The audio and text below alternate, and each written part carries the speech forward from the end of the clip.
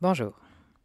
Comme dans notre étude des créatures fantastiques, nous sommes passés des années 1900 aux années 1910, j'ai pensé qu'il pourrait être intéressant de faire une petite rétrospective sur les films abordant le même thème sur la décennie pour voir comment a évolué le cinéma sur cette période. On va donc aborder l'œuvre qui a été la plus adaptée entre 1900 et 1910. En 1587 paraît un écrit anonyme, Historia von Johann Faustan, publié par l'éditeur Johann Spies.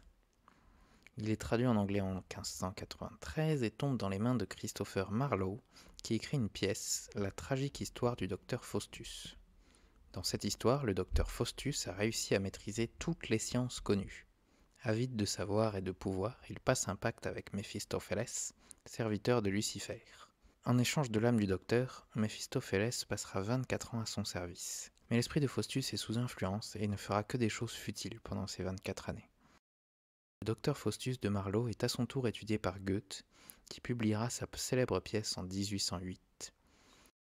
Au début de Faust de Goethe, le docteur est au bord du suicide, car il a atteint un âge avancé sans être parvenu à assimiler la masse de connaissances qu'il espérait. Méphistophélès apparaît alors et lui promet jeunesse et puissance en échange de son âme. Faust accepte après que Méphistophélès lui ait montré la belle Marguerite. Méphistophélès dépose ses bijoux dans la chambre de Marguerite et Faust lui déclame son amour. Valentin, le frère de Marguerite, comprend que sa famille est déshonorée et provoque Faust en duel, qui, aidé de Méphistophélès, le tue. Pendant que Méphisto amène Faust à la nuit de Walpurgis, le lieu de rencontre de tous les démons et sorcières, Marguerite est emprisonnée et condamnée pour avoir tué son enfant. Il n'y a pas beaucoup plus d'explications dans la pièce. Mais Dieu sauve Marguerite pendant que Faust repart avec Méphistophélès aux enfers. L'histoire a été réadaptée de nombreuses fois, mais toujours sur la base de la pièce de Goethe. L'adaptation la plus connue lorsque ces films sont sortis, c'est l'opéra de Charles Gounod. Le livret reprend à peu près l'intrigue de la pièce, avec une scène supplémentaire où Méphistophélès se donne en spectacle et est attaqué par Valentin, le frère de Marguerite. Si je vous ai parlé des bijoux que donne Méphisto à Marguerite, c'est parce qu'il donne naissance à l'ère des bijoux que les tintinophiles connaissent bien.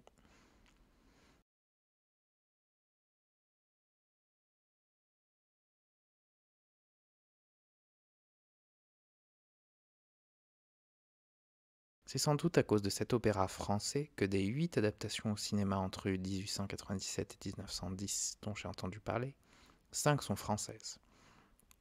Il y en a une anglaise par George Albert Smith que je n'ai pas retrouvée, une états-unienne par Edwin S. Porter et une franco-italienne. On ne va pas beaucoup parler de l'adaptation de 1897 puisqu'il ne reste que le premier tableau, l'apparition de Faust n'est pas en très bonne qualité.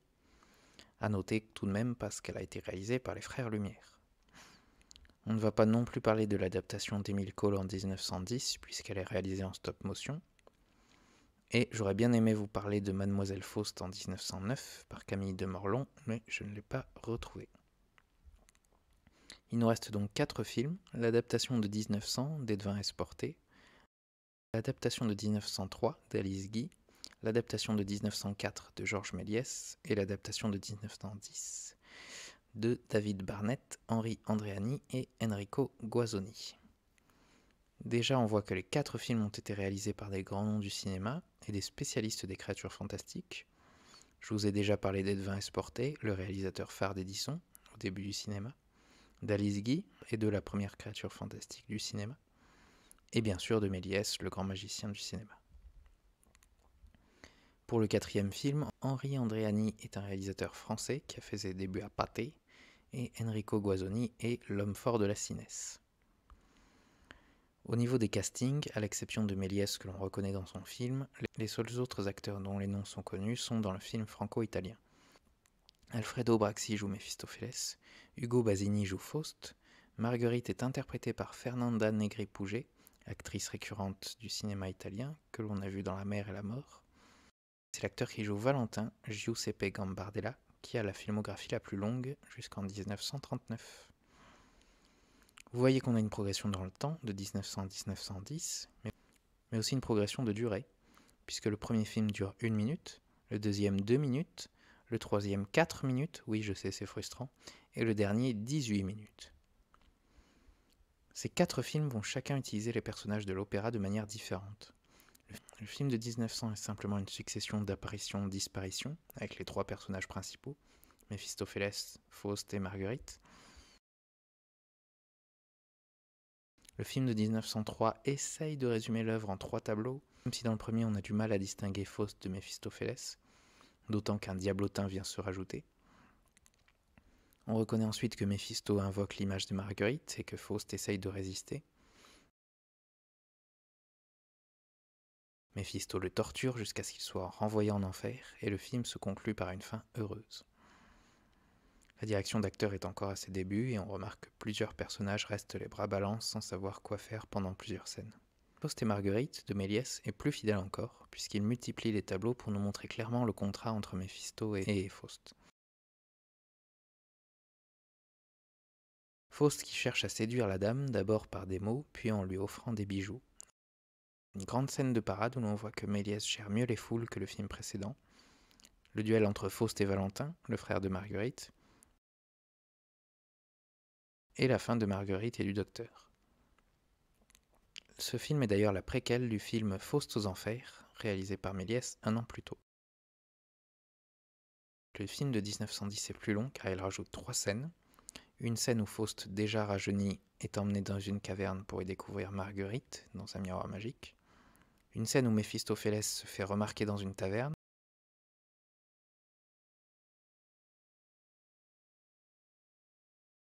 Et une scène où Faust est amené sur la montagne des enchantements.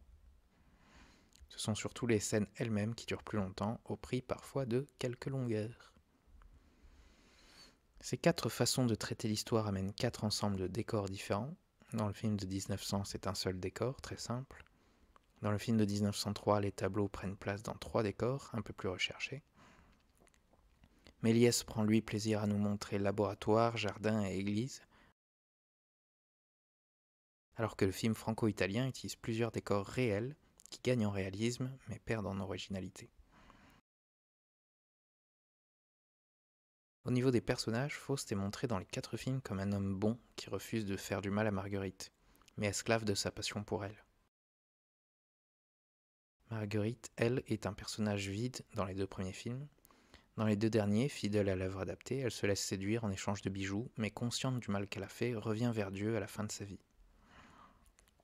Mais le personnage qui crève l'écran dans les 4 adaptations, c'est Méphistophélès. Reconnaissable à sa barbiche et son épée, il n'a pas de chapeau à plumes dans le premier film. C'est Méliès lui-même qui interprète le rôle dans son film, et on voit qu'il s'amuse dans la peau de son personnage favori.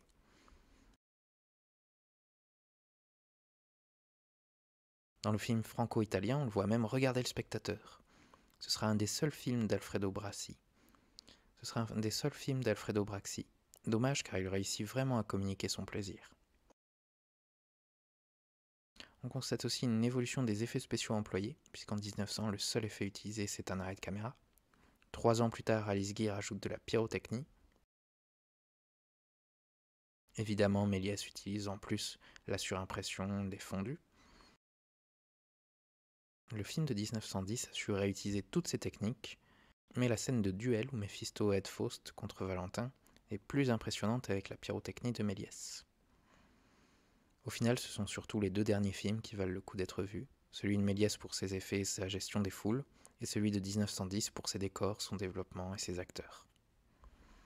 Ces 4 films, inspirés de la même histoire, nous permettent de pleinement saisir l'évolution sur tous les plans qu'a eu le cinéma entre 1900 et 1910, et de comprendre tout ce qu'il a fallu pour atteindre notre cinéma. Merci d'avoir regardé cette vidéo, j'espère qu'elle vous a plu. Si le concept m'intéresse, et peut-être je prendrai en compte votre avis dans quelques années, je continuerai à en faire, et n'hésite pas à regarder les autres vidéos. Bisous.